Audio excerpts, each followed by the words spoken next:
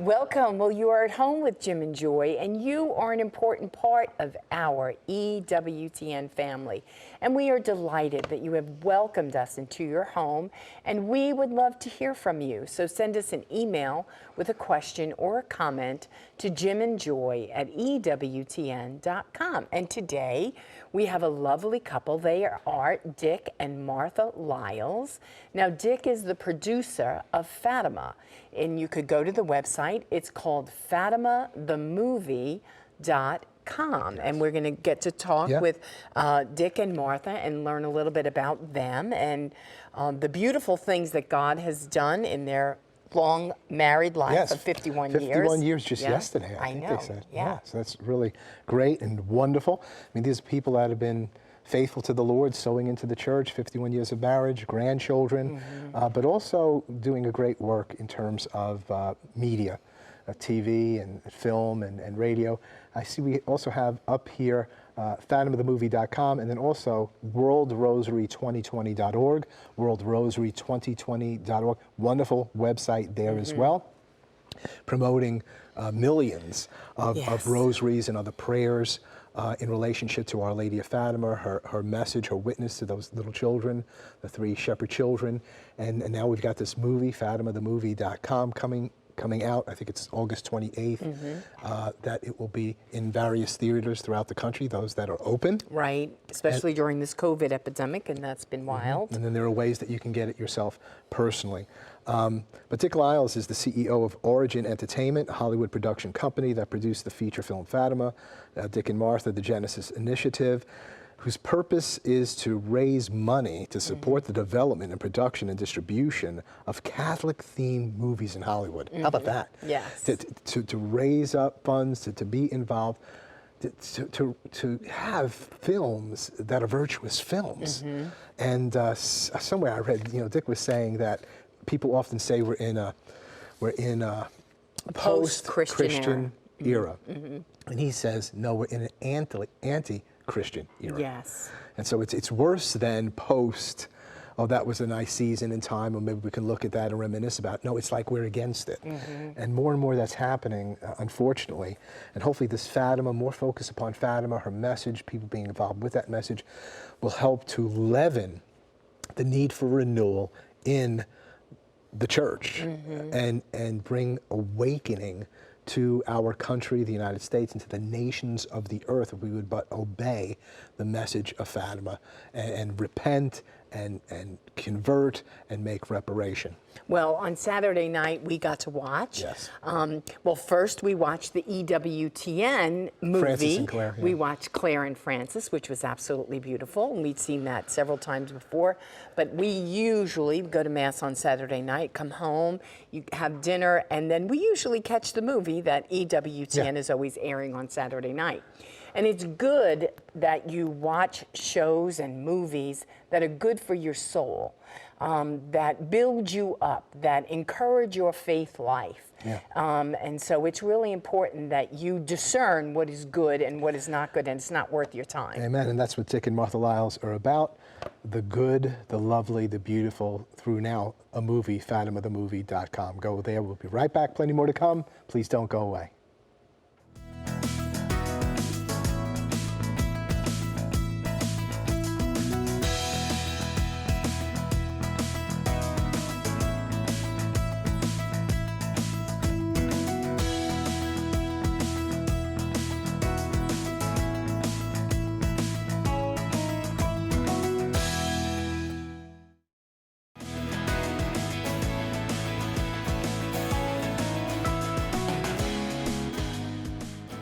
Welcome back. Well, you're at home with Jim and Joy, and today we have a lovely couple.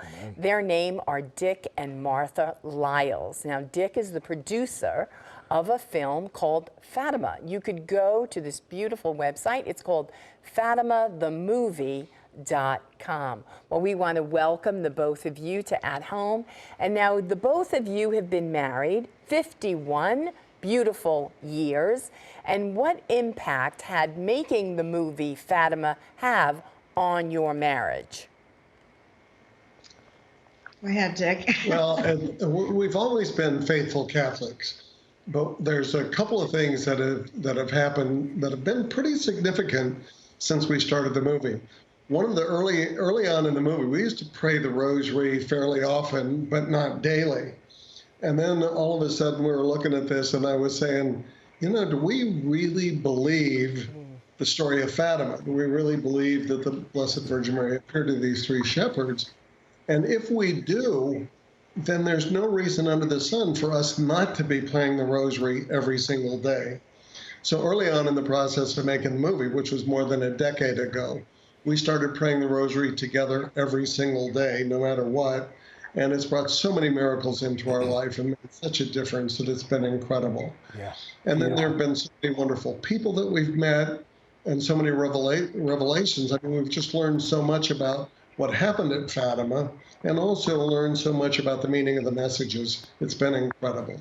And it's raised, I think, our marriage to an even higher level. We have one of the all-time great love affairs. But this So beautiful. Martha, share with us how being a part of this film and the making of the film, and I'm understanding, if I got this right, it took like 10 years for the making of this film.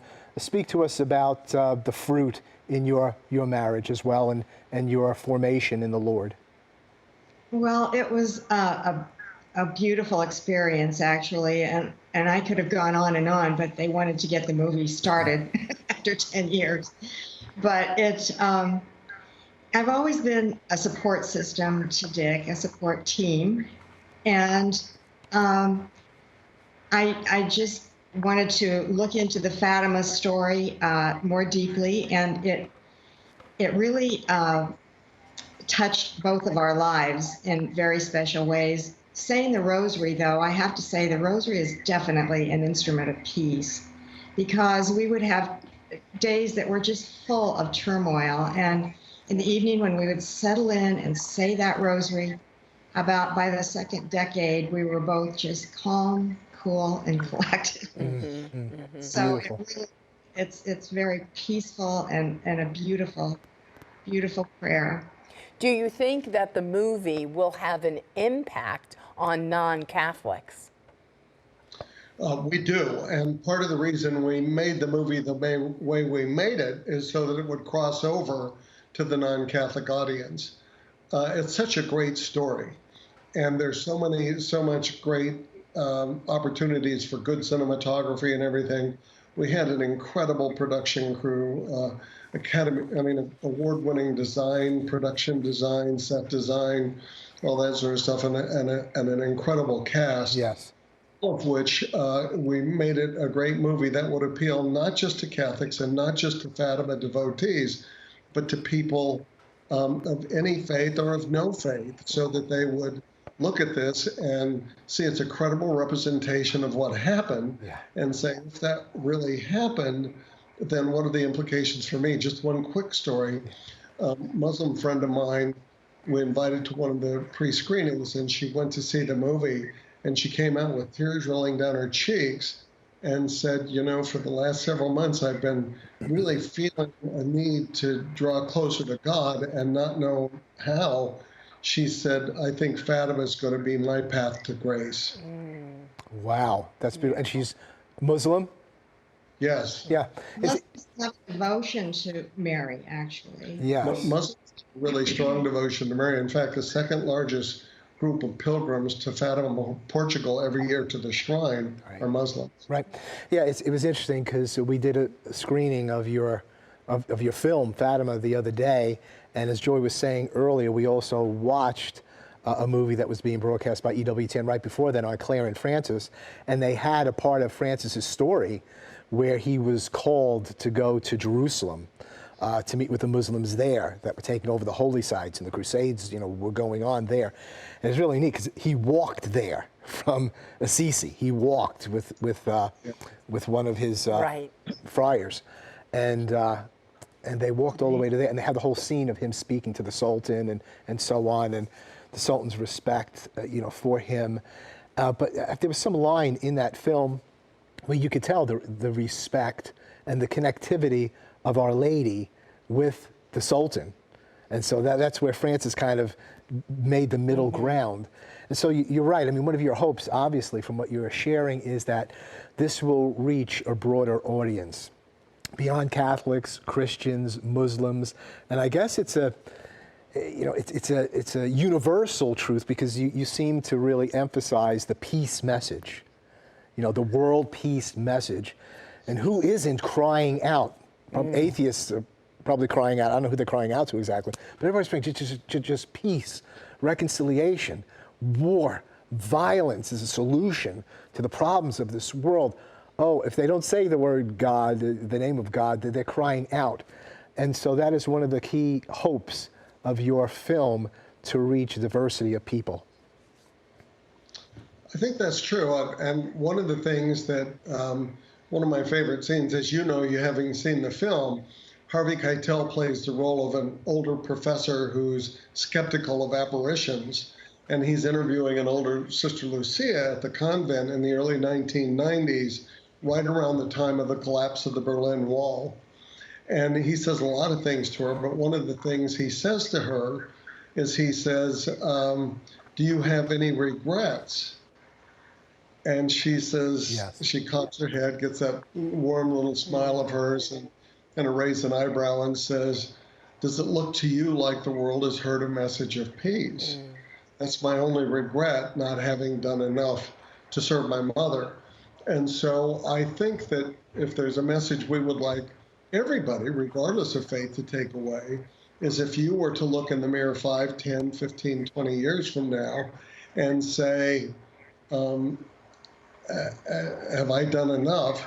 Can you answer confidently that you have done enough to bring peace, love, and charity to the world? Yeah. Well, now the movie is expected to come out in theaters on August 28th, right? So, but Yes. During this whole COVID pandemic, everything that's happening, it's going to be limited. How else could people, if it's not going to be shown in the movie theater, how else can other people view it? It will also be available for home rental that weekend. Okay. So very unusual that we're doing both at the same time. But it'll be available in theaters. Right now, if it were to open, it will be 250 or 300 theaters around the country. We think most of the theaters will be open by mid-August, and we think we'll be in more than 1,000 theaters, which is the best place to see this movie. It is so stunningly beautiful. It is. It's just the best place to see it. But if you're leery about going to the theater, or if the theater's not available, then if you go to the website, fathomofthemovie.com, it'll tell how it's available for home rental. Yeah. Well, Joy and I watched it on our computer, because they sent us a digital link, and so we watched it. I have a pretty big screen on my computer. And so we watched that for an hour and 50 minutes or so, however long it is. And you're right. I'm not a producer. I don't know anything about films. I don't know all that much about cooking, but I know good food when I eat it. You know what I'm saying? I had a lot of good cooks. And I know a good film when I'm watching it. I can't tell you exactly. But I said, this is great cinematography. I had to look up the word cinematography. I said that, so let me make sure I know what I'm saying here.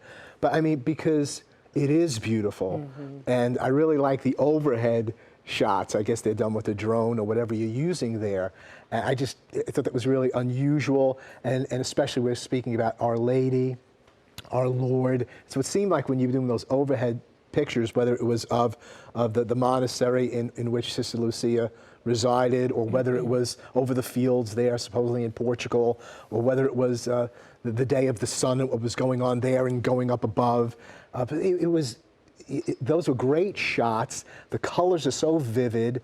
The context really seems like the real context at that time, in terms of the clothes that the people are wearing seem genuine to that time. The house, the homes. Yeah, and you didn't catch the sense anybody was acting, which is always a good thing. Right. When I'm sensing like, these are the real people, they're there, then something good's happening. And all that was happening. It is beautiful, it is good, it's true. And I know for the both of you, that's your heart's desire for what you're making in the midst of a culture and filming that's being done that seems to be anything but good, true, lovely, and beautiful. But yeah, it is wonderfully done. Well, that's one of the reasons we chose Marco Pontecorvo to be the director. He comes from a long line of Italian filmmakers. His dad was one of the most famous directors in Europe. But Marco came up through the ranks of cinematography and was a cinematography, director of photography, and all that kind of stuff. So we knew he had a special eye that could give that kind of sweeping magnificence to this project. But he had also worked with kids before, which was incredible. So he was able to not only bring out everything there was to bring out in the scenery and the set design and so forth. I think he brought out amazing performances in all the actors, which was a global cast. Yeah. Well, I love the beauty of Our Lady. She was absolutely stunning and beautiful. And then also Lucia's mother. She was so beautiful and so believable. You know, just that journey of not believing her daughter. Was she really saying the truth? How did you go about, what qualities were you looking for, especially when you pick Our Lady? How'd you find these people? Wonderful actors and actresses. What we tried to do was we tried to look at the writings of Sister Lucia when she had grown up and described what Our Lady looked like and how the children described her. And I think that our casting director just hit it on the head. Joanna Ribeiro is just beautiful. And I can't imagine anybody playing Our Lady in this movie and filling that role any better than she did. She was just stunning. But then, Lucia's mother, Maria Santos, was a really interesting character. And so there's a whole theme in this movie of a mother-daughter relationship between Maria and Lucia and all the things that happen. Yes. And then, interestingly enough, toward the end, Lucia almost becomes a mother figure to her mother through the Blessed Mother. Yes. And Wow. and so we really wanted somebody. Maria Santos was the only person in the village of Fatima at the time that could read and write, other than the priest. And so a lot of the people in the village came to her for spiritual direction and spiritual advice to interpret different passages of the Bible and so forth. Yeah. And so she was naturally very skeptical when the kids said they had these apparitions, experienced these apparitions, because she couldn't understand why the Blessed Mother would appear to three basically impoverished, illiterate children in the middle of nowhere. So she was naturally skeptical, but eventually it sort of came on board at the end, which was stunning, as their relationship went through a dramatic arc in the process. And I can't imagine anybody playing that role any better. But all the roles. Yes. They were beautiful, and you really cast it so well. I mean, it was, like you said, everybody was so believable. You were like, oh yeah, that was the mother, and that was our Blessed Lady. And I mean, you really saw it. You were so taken into it. It was absolutely stunning. You did a wonderful, wonderful job. And right at the beginning of the film, you were mentioning earlier something about the way of peace, and Sister Lucia saying to the person interviewing her, well, is there enough peace yet in the world? But I really did take notice, and it seemed like the unfolding of the film did have a lot to do with what you were saying about mothers, because of that. That was a part of the question, I think, is, well, do you have any regrets? And I think she says, I didn't do enough for my mother. And he says, which? And that seemed to set up a lot for me, because then it became, okay, we've heard a lot of the story of Fatima. Where are they going with this? And so peace is a huge thing, but so is mother a big thing. And she just, it's kind of like a freeze on her face, mother. And then you get into her mother, big figure, very realistic mom, Our Lady. And then you just made a good point that almost the daughter, Sister Lucia, almost becomes a mother to her mother in introducing her to Our Lady, Mary. Mary and Martha. Martha, your thoughts on this whole thing of the mother aspect, the mother reality of the film, from her mother to Our Lady to just that feminine mother aspect to Fatima? Yes. One of my favorite scenes in the movie is right at the end when Lucia is looking at the Blessed Mother, and the Blessed Mother is getting ready to leave, and she turns to her own mother, and she looks at her own mother, and there's kind of this connection between the two. Yes. And it's very touching and moving, and I think, the perfect way to end the movie, which is Yeah. exactly what it did. But it sends a beautiful message. Yes, and I think Sister Lucia, as a young girl, and a question as an older woman, I didn't do enough for my mother, but she did so much for her mother, her human mother, her biological mother, who could really be rough. That lady was believable. I tell you, she laid a good licking on her because look what you've done, look what you're doing. She would hit her, and she loved her. She was a faithful woman herself, but it was all. But Sister Lucia, young Lucia, didn't abandon her. She was faithful to her. She was with her, and she was just saying, "But I can't compromise on this, Mama. I have to do some things here." But she loved her because she was faithful to the call, which led the mother into the call, and she finally understood. I think Lucia did a lot for her mother, for Our Lady, and yet she felt herself, how could you ever do enough? But I think she was wonderful to her mothers. Yes, well, Lucia had so much grace from having seen the Blessed Mother in person. I mean, obviously, she was just left with amazing grace. And I think that's why she was allowed to live longer, to be able to spend her life praying for the rest of us, really, to have that attachment to the Mother of God. And it was an amazing life that she had. Amen. But the grace that she received from those apparitions carried her through, I think. Well, thank you so much for being with us. We look forward to unpacking this more fully on Friday. Go to FatimaTheMovie.com, FatimaTheMovie.com. You are in for a great blessing and a treat. It will be out in various theaters that are open August 28th. You can go to the website to find out how you can get it personally there in your home, FatimaTheMovie.com. Dick and Martha, thank you so much. See you again on Friday. Thank you for having us. Thank you. Thank you. Plenty more to come. Don't go away.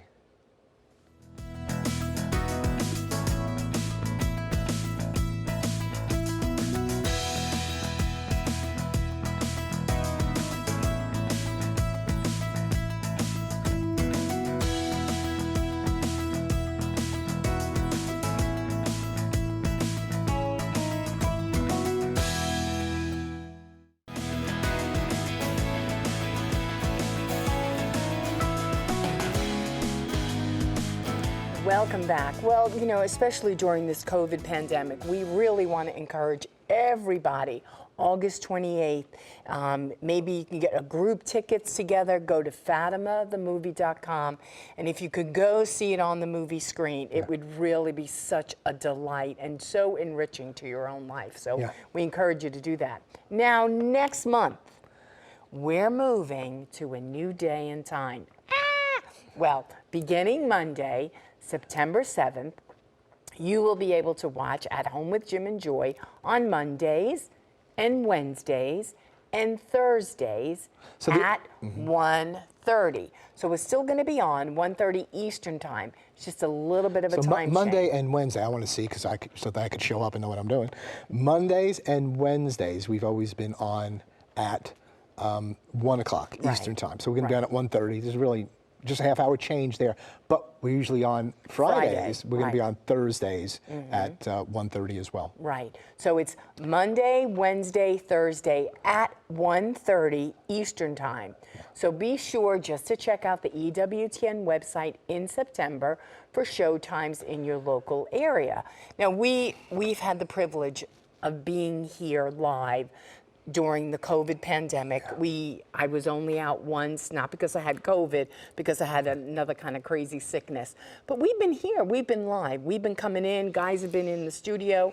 Of course, everyone here at EWTN has been careful and cautious, and we're doing all the guidelines, following all the guidelines and everything. So we've had the privilege of working right through this, and that's been wonderful. It's a great privilege. So keep it on EWTN. You're an important part of this family. You are always at home with Jim and with Joy, and all of us together will share the gospel of Jesus Christ, and we will build a new culture of life, marriage, and the family for our nations and for the world, the whole world. Bye now.